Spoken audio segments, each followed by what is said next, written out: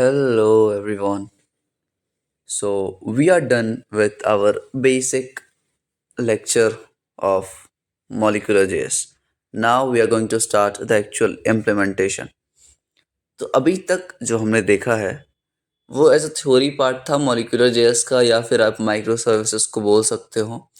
And यहाँ से आपको चीज़ें थोड़ी सी सीरियसली वे में देखनी पड़ेंगी और ये चीज़ आपको अलाइंड वे में मिलने वाली है। मतलब आपको किसी भी पॉइंट पे ये नहीं लगेगा कि ये चीज़ मुझे नहीं आता।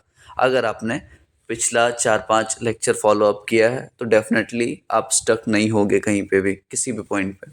ओके, तो ऑलरेडी हमने कैरेक्टरिस्टिक्स देख रखा है किस चीज़ का, माइक्रो सर्विस आर्किटेक्चर का। ओके, और कुछ ऐसी ऐसी कैरेक्टरिस्टिक्स हैं जो मैंने पिछले लेक्चर में काफ़ी डेप्थ में समझाया था एंड उस चीज़ को मैं इस लेक्चर में कवर नहीं करूँगा क्योंकि मुझे इम्प्लीमेंटेशन स्टार्ट करना है। ऑलरेडी 3-4 लेक्चर्स हम लेट हैं। तो चलो इस चीज़ को स्टार्ट करने से पहले मैं 2 वेबसाइट खोलता हूँ, आप लोग भी खोल लो ताकि अच्छे से दिखे अपने को। पहली वेबसाइट जो आपको खोलनी है वो है मॉलिक्यूलर जेएस। गिटहब नहीं खोना, मॉलिक्यूलर जेएस की जो ऑफिशियल वेबसाइट है वो अपने को खोलनी है मॉलिक्यूलर डॉट सर्विसेज के नाम से जो है। ओके, तो फर्स्ट वेबसाइट अपनी ये रहेगी। हम एक्सप्लोर करेंगे थोड़ा सा। ओके, हमने जो अभी तक पढ़ा है उसको थोड़ा सा एक्सप्लोर करना है, फिर आगे देखेंगे अपन। सेकेंड वेबसाइट जो खोलनी है वो है नेट्स, NATS। अभी आपको ये नहीं समझना कि what do we mean by nets, आपको बस खोलना है nets. Protocol. Okay, nets.io। Okay, got it. nets.io करके अपने पास एक मिलने वाला है। हाँ, 2 वेबसाइट मैंने खोली। अब मॉलिक्यूलर हम यूज़ करने वाले हैं, इतना तो आपको मालूम चल गया कि मॉलिक्यूलर क्या है। बताओ, अगर आप नए लेक्चर आए हो नए रज़म, तो आप बताओ कि मॉलिक्यूलर क्या है। मॉलिक्यूलर जेएस एक नोड जेएस की फ्रेमवर्क है, ठीक है, जिसको हम यूज़ करने वाले हैं एज अ माइक्रो सर्विस के लिए, माइक्रो सर्विस सर्विसेज को बनाने के लिए, आर्किटेक्चर को बनाने के लिए। अगर आप पाइथन के हो, चलो मैं दिखाता हूँ एक बार, मैं लिख के बताता हूँ थोड़ा सा। नोटपैड, ठीक है, लेट्स से इसको मैं जूम करता हूँ थोड़ा सा। लेट्स से अगर आप जावा पे काम कर रहे हो, ठीक है, जावा पे काम कर रहे हो तो आपको लेट्स से स्प्रिंग बूट या फिर और भी जो चीज़ें आती हैं इसके फ्रेमवर्क्स में, वो आपको यूज़ करना होगा माइक्रो सर्विसेज के लिए। अगर आप पाइथन यूज़ करते हो तो पाइथन के लिए फ्लैस्क मिल जाएगा आपको पाइथन के लिए, और आप चेरीपाई यूज़ कर सकते हो, ठीक है, जो भी स्पेलिंग है देख लेना आप। एंड थर्ड अगर हम बात करें तो हम नोड जेएस में देख रहे हैं। नोड जेएस में क्या आता है ना, मतलब हम फ्रेमवर्क यूज़ करते हैं। जावा का फ्रेमवर्क पता नहीं स्प्रिंग बूट है, पाइथन का फ्लैस्क चेरीपाई है। नोड जेएस में हम क्या बात कर रहे हैं, molecular JS, molecular JS. And इसके अलावा कौन कौन सा है, सेनेका जेएस। इसके अलावा कौन सा है, हेमेरा जेएस। इसके अलावा एक और है नॉर्मल जेएस करके, कुछ ऐसा देख लेना, ठीक है। तो ये सारी जो फ्रेमवर्क्स है ना, ये सारी जो फ्रेमवर्क्स हैं नोड जेएस की, हम कोई भी एक फ्रेमवर्क चूज कर सकते हैं। और हमारा बेसिक एजेंडा क्या है, what is our main goal is to create a micro service architecture based application. आई समझ बात, कि हमें अपना एक कोई भी एप्लीकेशन बनाना है माइक्रो सर्विस के ऊपर। अब ये फ्रेमवर्क मैं क्यों यूज़ करूँ, मैं सिंपल नोड जेएस लैंग्वेज को भी यूज़ करके मैं अपनी माइक्रो सर्विस बना सकता हूँ। लेकिन why we are using this frameworks, that's mainly because these frameworks helps us a lot to like, बहुत ईजी कर देता है ये हमारे लिए चीज़ों को, ठीक है। जो भी सर्विसेज हम बनाते हैं, जो भी सर्विसेज हम क्रिएट करते हैं, वो काफ़ी आसान कर देता है। मैं समझाऊंगा, अब इम्प्लीमेंट जब करूंगा हर चीज़ समझाऊंगा डिटेल में, ठीक है। तो we will be using Moleculer JS as a framework of Node JS to build micro service architecture software. Okay, microservice softwares, ये चीज़ समझ आ गया। चलो आ जाओ। अब देखो ये जितने भी फीचर्स यहाँ पे लिस्ट आउट हैं, अगर आपने पिछला 2-3 लेक्चर देखा है तो आपको एक भी पॉइंट पे यहाँ पे दिक्कत नहीं आएंगी। ठीक है, एक भी पॉइंट पे आपको दिक्कत नहीं आएंगी। जो मेन मेन कॉन्सेप्ट है, load balancers, like fault tolerance क्या होता है, middleware system, built in caching solution. ठीक है, अब देखो दो तीन चीज़ें मैं बताता हूँ, वो आप यहाँ से रिलेट करना। एक बात बस सबसे पहले मुझे ये बताओ आप लोग कि ट्रांसपोर्टर्स क्या होते हैं। Transporters, what do we mean by transporters? अगर आपने पिछला लेक्चर देखा है तो आप बता पाओगे कि ट्रांसपोर्टर भैया क्या होता है। ये हमें किस चीज़ में हेल्प करता है? ट्रांसपोर्टर हमें किस चीज़ में हेल्प करता है? ट्रांसपोर्टर्स क्या करते हैं? कम्युनिकेशन में हेल्प करता है। ठीक है, और कम्युनिकेशन हटा के आप ये भी बोल सकते हो डेटा एक्सचेंज में हेल्प करता है हमारे। ठीक है, डेटा एक्सचेंज किसके बीच में होंगी? From one services to another. एक सर्विस से दूसरे सर्विस तक डेटा अपने को भेजना है तो ट्रांसपोर्टर हम यूज़ करेंगे। ठीक है, अब ये देखो, दिस ट्रांसपोर्टर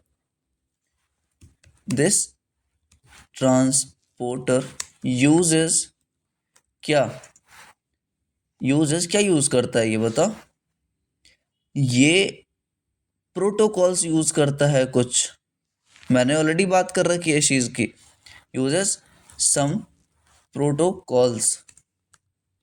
ठीक है, प्रोटोकॉल मतलब एक सेट ऑफ रूल्स यूज़ करती है, और यहाँ पे ये सब प्रोटोकॉल्स डिफाइंड हैं, मतलब इन सब प्रोटोकॉल्स में मैं कुछ भी यूज़ कर सकता हूँ।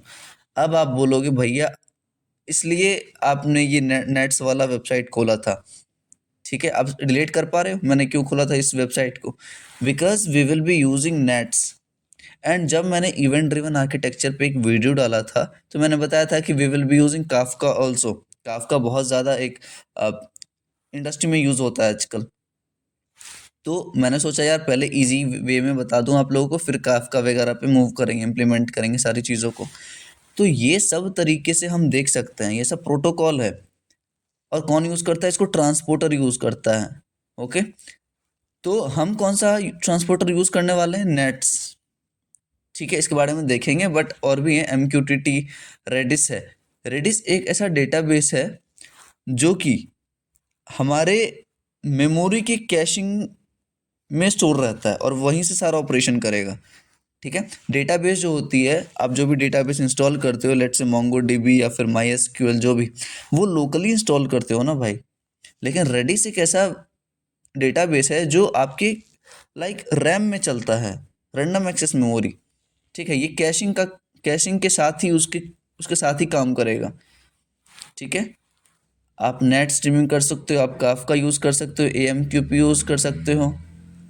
ये सारी प्रोटोकॉल्स है ट्रांसपोर्टर का। ठीक है, और ये ऑप्शन मुझे बोलेगा सेलेक्ट करने, जब मैं इम्प्लीमेंट करूँगा ना तो वो बोलेगा कि भाई ट्रांसपोर्टर कौन सा यूज़ करना है, तो मुझे पता होनी चाहिए ये सब चीज़ें। ओके, फिर एक चीज़ यहाँ देखो आप, लोड बैलेंसिंग का मैं बात किया था। What do mean by load balancing? जब आपके एक सर्वर पे बहुत ज़्यादा ट्रैफिक आ रहा है, ठीक है, तो आप उस ट्रैफिक को हैंडल करोगे, तो कैसे हैंडल करोगे? तो दो तरीके के लोड बैलेंसर्स मैंने बताए थे, एक सॉफ्टवेयर लेवल का, एक इंफ्रास्ट्रक्चर लेवल का। अभी मैं वापस से नहीं बताऊंगा। ठीक है, बस इतना बताऊंगा कि लोड बैलेंसिंग ऐसे ही नहीं हो जाता कि आप यहाँ पे रैंडमली किसी, मतलब एक सर्वर पे अगर ज़्यादा लोड जा रहा है तो दूसरे सर्वर पे आप 60% या 40% भेज दो, ऐसा नहीं। रैंडमली नहीं भेजना। रैंडमली हम भेज सकते हैं, कोई दिक्कत नहीं है उस चीज़ में। देखो यार, रैंडम तरीका लिखा हुआ है कि आप रैंडमली भी लोड बैलेंसिंग कर सकते हो। मान लो मेरे पास 2 CPU हैं, ठीक है, तो एक CPU पे अगर 90% डेटा है और दूसरे पे 10% डेटा है तो वो इक्वलाइज हो जाएगा रैंडमली। लेकिन ये फिक्स नहीं है कि कितना परसेंटेज लोड बैलेंस होगा। ओके, तो इसमें जो हम यूज़ करते हैं ना, वो राउंड रॉबिन एल्गोरिदम होता है एक। डेटा स्ट्रक्चर अगर आपने पढ़ा है तो बहुत ही अच्छे तरीके से आप इसको रिलेट कर पाओगे। राउंड रॉबिन एल्गोरिदम आप राउंड रॉबिन एल्गोरिदम आपके बीटेक में एक सब्जेक्ट है, डेटा स्ट्रक्चर्स एंड एल्गोरिदम, उसमें था। ओके। एंड अगर आपको ये नहीं पता तो आप समझ लेना इसके बारे में। ऑपरेटिंग सिस्टम में भी बहुत सारी चीज़ें राउंड रॉबिन पे काम करती हैं। ठीक है, तो हम भी round robin method by default use करेंगे मॉलिक्यूलर जेएस में। ठीक है, बस। अब देखो, हाँ देखो, अब एक बात बताओ मुझे, ये मैं डेटा क्यों दिखा रहा हूँ आपको? ये जो ग्राफ आप देख पा रहे हो, क्यों दिखा रहा हूँ मैं? मैंने बताया ना कि हमारे पास नोड जेएस में भी बहुत सारे फ्रेमवर्क्स हैं। तो मैं कौन सा फ्रेमवर्क चूज़ करूँ? किस बेसिस पे चूज़ करूँ मॉलिक्यूलर जेएस को मैं? सिनेका भी तो चूज़ कर सकता हूँ, हेमरअप को भी चूज़ कर सकता हूँ। Why am I going only with molecular JS? तो उसके पीछे रीज़न ये है भाई कि मॉलिक्यूलर जेएस में आप रिक्वेस्ट जो कर सकते हो ना, ये देखो लेफ्ट हैंड साइड में क्या लिखा हुआ है, रिक्वेस्ट पर second.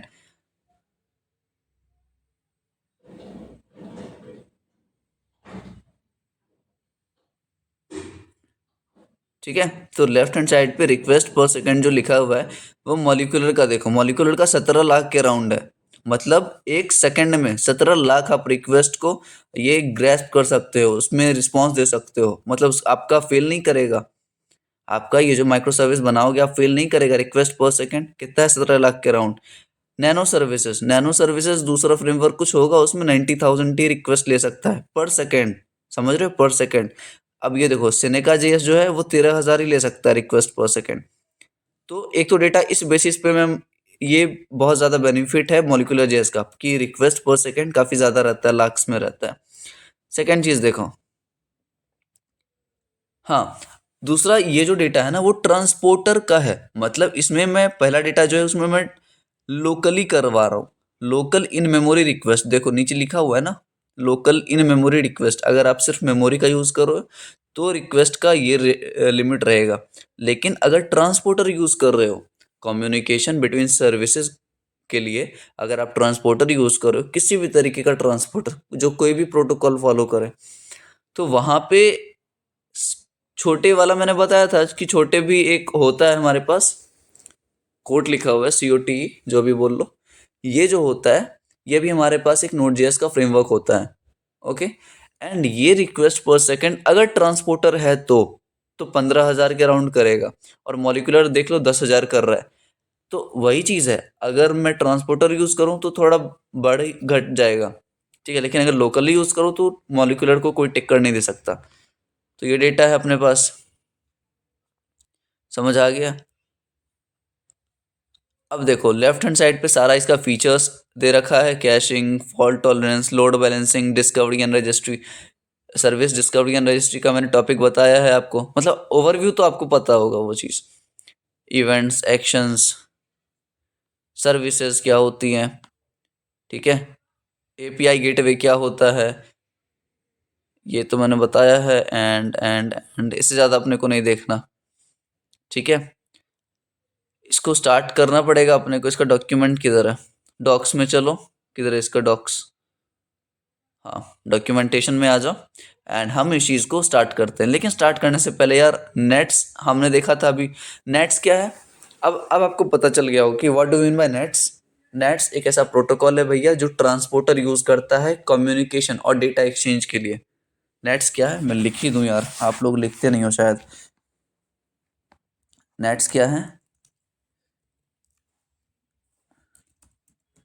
Nets is a like protocol that transporter uses for data exchange। ठीक है, मतलब ट्रांसपोर्टर यूज कर रहा है डेटा एक्सचेंज के लिए एक प्रोटोकॉल जिसको हम नेट्स बोलते हैं। क्या एक ही प्रोटोकॉल है मेरे पास? नहीं भाई, आपके पास तो बहुत सारे प्रोटोकॉल्स है। आप TCP पे यूज कर सकते हो, AMQ पे भी यूज कर सकते हो, MQTT भी यूज कर सकते हो, आप काफका भी यूज कर सकते हो। लेकिन मैं नेट्स क्यों यूज कर रहा हूँ वो मैं बाद में बताऊंगा। ठीक है, स्टार्ट किया जाए चीज़ें। ओके, ओके, यहाँ से कर सकते हैं क्या? अच्छा, ये नेट्स वाला है ना, नेट्स के बारे में थोड़ा सा पढ़ लेते हैं। द अच्छा, इसके बारे में किधर है? Okay okay okay, what is nets पे चलो। हाँ, software application and services need to exchange data. देखो, दिखा रहा है nets is an infrastructure that allows such data exchange segmented in the form of messages. We call this as message oriented middleware. ठीक है, nets का मतलब ही यही है कि डेटा एक्सचेंज करेगा वो। तो स्टार्ट करें अपना बेसिक जो कोडिंग था हमारा, इम्प्लीमेंटेशन। ओके, अब यहाँ से चीज़ें बहुत ज़्यादा चेंज होने वाली है। आप लोगों ने थ्योरी तो बहुत पढ़ लिया, अब चलो इम्प्लीमेंट करके देखते हैं। ओके, तो इस चीज़ को इम्प्लीमेंट करने के लिए चलो स्टार्ट करते हैं। सबसे पहले हम जाएंगे मॉलिक्यूलर डॉट सर्विसेज वाले वेबसाइट पे, एंड यहाँ से हम देखेंगे कि इसको कैसे यूज़ कर सकते हैं। यूसेज अगर आप देखो इसका, ठीक है, तो पहला तरीका है कि मॉलिक्यूलर को मैं इंस्टॉल करूँ npm के थ्रू। ओके, कोई दिक्कत नहीं है। ठीक है, देखो चीज़ें समझना आप लोग, मैं क्या बोल रहा हूँ। अरे डेमो नहीं देखना मुझे, मैं क्या बोल रहा हूँ। मॉलिक्यूलर जेएस को मैं कैसे इंस्टॉल कर सकता हूँ? लाइक npm के थ्रू। ओके, npm के थ्रू इंस्टॉल करने के बाद मुझे ये क्रिएट करना पड़ेगा, create your first micro service. मुझे माइक्रो सर्विस क्रिएट करना पड़ेगा, एक ब्रोकर मुझे लेना पड़ेगा मॉलिक्यूलर जेएस से, मुझे एक सर्विस ब्रोकर वाला लेना पड़ेगा, इसकी हेल्प से मुझे एक ब्रोकर क्रिएट करना है। समझ रहे हो, मुझे एक ब्रोकर क्रिएट करना पड़ेगा। आया समझ? आया समझ? इसी चीज़ को मैं अगर आपको दूसरे इजी में मैं समझाऊं तो आप समझोगे कि instead of installing this Moleculer through npm, what we will be using this global CLI, command line interface of this Moleculer JS. अब कमांड लाइन को भैया मैं क्यों यूज करूं? आप लोग पूछोगे यार भैया मैं क्यों यूज करूं कमांड लाइन को, जब मेरे पास वो ये क्रिएट करने का है, मैं डायरेक्ट npm के थ्रू करता हूँ एंड यूज करता हूँ उसको। भाई देखो, जब अपने पास CLI होगा ना, किसका CLI? मॉलिक्यूलर का। जब CLI होगा अपने पास, वहां से सारा कुछ इजिली मैनेजेबल होता है, इजिली मैनेजेबल होता है। यहाँ से सारा आप अपने हिसाब से देखो, जब ये यूज करेंगे हम, जब ये यूज करोगे तो आप अपने हिसाब से कुछ फिक्स नहीं कर पाओगे। अपने हिसाब से फिक्स ना करने का मतलब, मैं ट्रांसपोर्टर ट्रांसपोर्टर जो था हमारे पास, उसमें कौन सा प्रोटोकॉल यूज करना है। अगर मेरा मन है TCP करने का, मैं TCP करूंगा। मेरा मन है काफका यूज करने का, मैं काफका यूज करूंगा। लेट्स से मेरे पास कुछ और है, नेट्स है, मैं नेट्स यूज कर सकता हूँ। तो ये बाय डिफॉल्ट चूज करने का जो ऑप्शन मिलेगा हमें, वो हमें मिलेगा CLI में। यहाँ पे नहीं मिलने वाला कुछ भी सेलेक्ट करने के लिए। समझ रहे हो चीजें?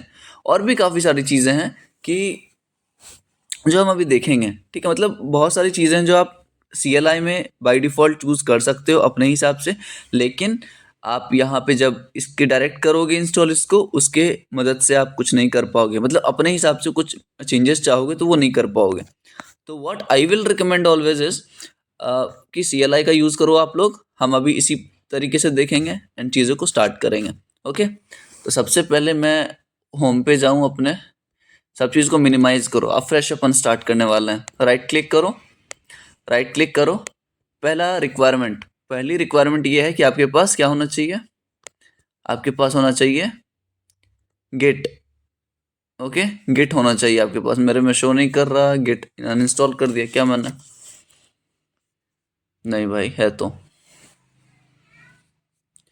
ओके ओके, ठीक है, ये यहाँ पे है गिट हमारा, लेकिन मैं इसको, चलो यहाँ पे अभी फिलहाल के लिए मैं टर्मिनल खोल लेता हूँ। ठीक है, लेकिन अगर आपके पास गिट है तो गिट से सारा कमांड रन करना। समझ आ गई चीज़ें? अब यहाँ से हम क्या करेंगे, स्टार्ट करेंगे अपना प्रोजेक्ट। तो सबसे पहला काम क्या है? मैं एक फोल्डर क्रिएट करूँगा mkdir से।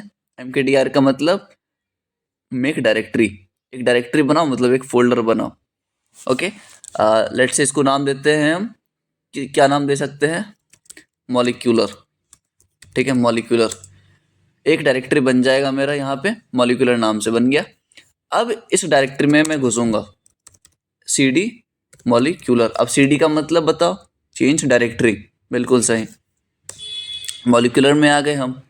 अब यहाँ पे आपको करना है परफॉर्म कुछ कमांड्स हमने देखा था यहाँ पे npm इंस्टॉल क्या करना है, मॉलिक्यूलर CLI ग्लोबली करना है। क्या करना है, npm को इंस्टॉल मतलब मॉलिक्यूलर CLI को इंस्टॉल करना है। कैसे करना है, ग्लोबली। -g देख रहे हो, ये इसको बोलते हैं हम फ्लैग। ओके, इसको हम क्या बोलते हैं, फ्लैग्स। लिनक्स जब आप पढ़ोगे तो काफ़ी सारे फ्लैग्स हम डिस्कस करेंगे उस टाइम। एंड लिनक्स में पढ़ाऊंगा आप लोगों को डेवऑप्स की सीरीज़ में। ओके, तो अभी उतना दिमाग नहीं लगाना, better go with this backend series और फ्रंट एंड सीरीज़ जो हमारी रिएक्ट वगैरह की चल रही है। आप लोग ये फिनिश करो, प्रोजेक्ट करेंगे हम, प्रोजेक्ट के साथ साथ हम अपने डेवऑप्स की सीरीज स्टार्ट करने वाले हैं। ओके, तो यार कहाँ चले जाता हूँ मैं, टॉपिक पे आओ। npm install molecular CLI-g। मुझे क्या करना है, सबसे पहले CLI पे इंस्टॉल करना है मॉलिक्यूलर को, तो मैं हिट करवाऊंगा। अब ये कहाँ पे करवाएगा, ये जो इंस्टॉल होगा, ये पूरा प्रोसेस देखो, ये कहाँ पे करवा रहा है, ये उस मॉलिक्यूलर फोल्डर के अंदर मेरा पूरा मॉलिक्यूलर का जो CLI है, उसको इंस्टॉल करेगा और वो ग्लोबली करेगा। तो इस चीज़ के लिए थोड़ा सा वेट करना पड़ेगा यार, ये टाइम ले सकता है। फर्स्ट टाइम ये टाइम लेगा, उसके बाद नहीं लेगा। और अपने को ये जो चीज़ें हैं ना, वो एक बार ही परफॉर्म करना है।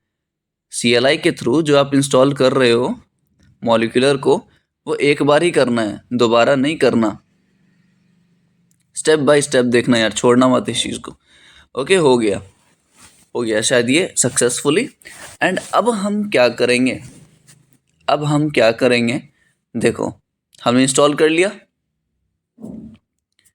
ओके, अब हम क्या कर सकते हैं, सेकेंड प्रोसेस देखो, इसमें क्या बता रहा है कि create a new project named molecular demo. Okay, मैं एक नया प्रोजेक्ट बनाऊंगा। मेरे पास एक फोल्डर ऑलरेडी है। अब मैं एक नया, देखो चीज़ें ये समझो कि मैंने एक फोल्डर बनाया मॉलिक्यूलर नाम से, ठीक है, समझ आया। इस फोल्डर के अंदर जाके मैंने मॉलिक्यूलर का CLI इंस्टॉल किया, लेकिन क्या वो यहाँ हुआ, नहीं। वो CRD ड्राइव में कहीं पड़ा होगा, मुझे उससे मतलब नहीं। लेकिन मतलब ये है मुझे कि इंस्टॉल तो भाई साहब वो हो चुका है। टर्मिनल पे देख लो आप, इंस्टॉल तो भाई साहब वो हो चुका है। कहाँ हुआ, मुझे उससे मतलब नहीं। अब देखो, अब ये क्या बोल रहा है कि भाई आप अपना एक प्रोजेक्ट क्रिएट करो, molecular init project and molecular demo. Okay, तो मैं क्या करूँगा, इसको CLS करके क्लियर स्क्रीन करूँगा। एंड यहाँ पे मुझे क्या करना है, मॉलिक्यूलर, स्पेलिंग सही है, इसको इनिशियलाइज करना है। इनिशियलाइज करने के लिए इनिट, मॉलिक्यूलर इनिट, आपको लिखना है प्रोजेक्ट और प्रोजेक्ट नेम।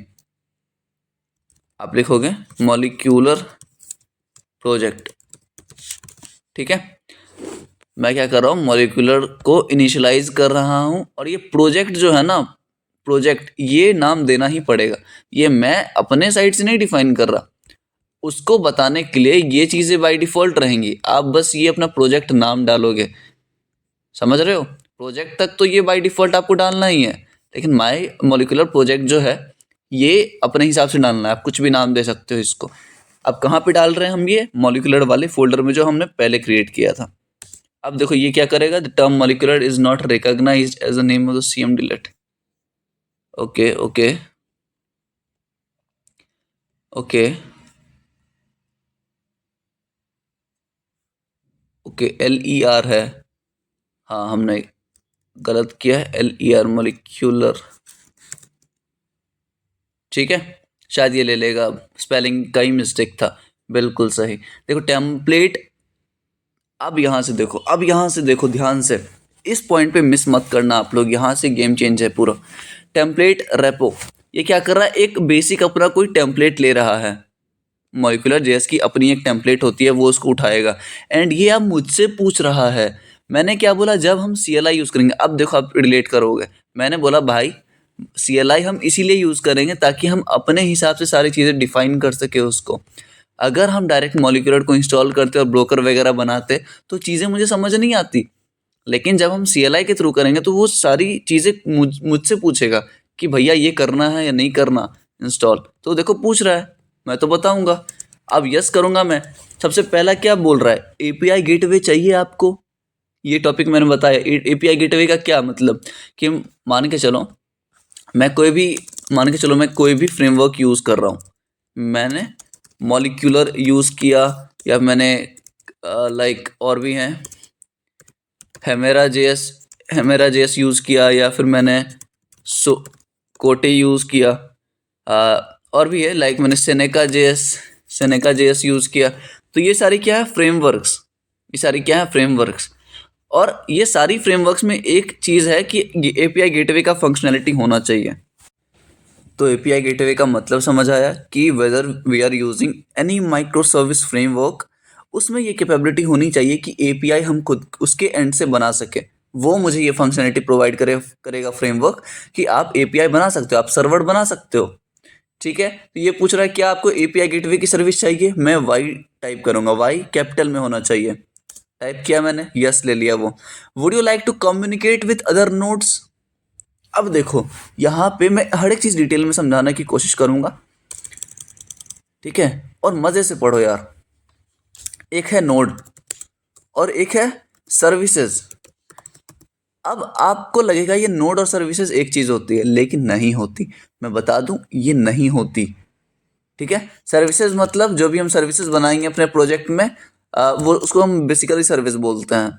लेकिन नोड क्या है, नोड की जब हम बात करते हैं तो एक सर्विस जहां रन करता है, सर्विस जहां रन करेगा, ठीक है, जहां रन करेगा का मतलब उसको हम एक कंटेनर्स भी बोल सकते हैं। अभी के लिए कंटेनर आप मान के चलो, एक कंटेनर लाइक डॉकर का कंटेनर हम बात कर रहे हैं। जब भी हम सर्विसेज बनाते हैं ना, तो हम उसका सेपरेट सेपरेट कंटेनर्स बनाते हैं। कंटेनर्स के अंदर सर्विसेज होंगे और सर्विसेज रन करेंगी, वो अलग अलग कंटेनर्स में डिफाइंड होंगी। ठीक है, तो नोड इसको बोलते हैं एंड सर्विसेज अलग होती है, इसमें आप कंफ्यूज मत होना। Would you like to communicate with other nodes. चलो अभी के लिए सर्विस आप मान लो नोड को। क्या एक सर्विस दूसरे सर्विस से कम्युनिकेट करना चाहती है। मैंने बताया इसका कॉन्सेप्ट, आप बोलना मत कि भैया आपने नहीं बताया। मैंने बोला था जब हमारे पास एक सर्विस है, ठीक है, तो वो दूसरी सर्विस से कम्युनिकेट करेगी, कम्युनिकेट करेगी, ठीक है, कम्युनिकेट करेगी।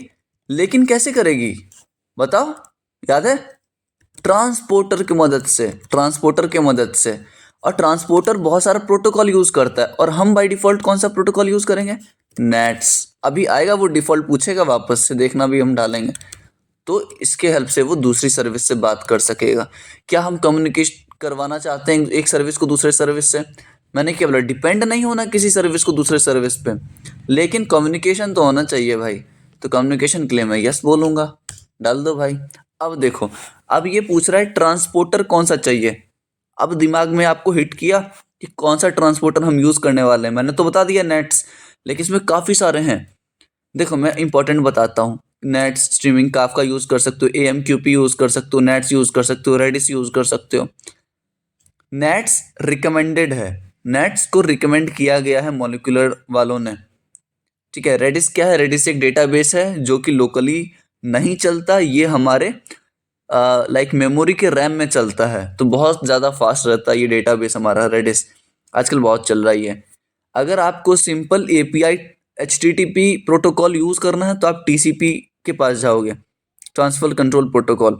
ये ठीक है, ये जब आप API बनाना चाहते हो तो वो TCP आप जा सकते हो इसके साथ, लेकिन मैं चाहता हूँ सॉकेट्स को यूज़ करना, मैं चाहता हूँ सॉकेट्स को यूज़ करना। तो सॉकेट्स को बाकी सारा जो दिखाया है मैंने आपको यार, मैंने सारा जो आपको दिखाया था, कहाँ दिखाया था, सर्विसेज में शायद, शायद सर्विसेज में नहीं है, ट्रांसपोर्टर में होगा ये चीज़, तो ट्रांसपोर्टर में ही मिलने वाला है अपने को। ठीक है, छोड़ो इस चीज़ को, छोड़ो, ट्रांसपोर्टर होगा कहीं पे। अब देख लेना, मतलब आपको ये सारी चीज़ें मिल जाएंगी। ठीक है, ये काफका, नेट्स, AMQP, ये सारा क्या है ना, ट्रांसपोर्टर जो सॉकेट्स को यूज करता है। सॉकेट्स रियल टाइम में डेटा अपने को रिसीव करके देता है। ठीक है, तो अभी हम क्यों क्या यूज करेंगे, नेट्स को करेंगे, नेट्स जो कि रिकमेंडेड है। ठीक है, अब इस लेक्चर में ज़्यादा कवर नहीं हो पाएगा, तो हम नेक्स्ट लेक्चर में यहाँ से कंटिन्यू करेंगे। तो अभी के लिए टाटा बाय बाय गया। ठीक है, चलो नेक्स्ट लेक्चर में बात करते हैं, ध्यान रखो आप लोग।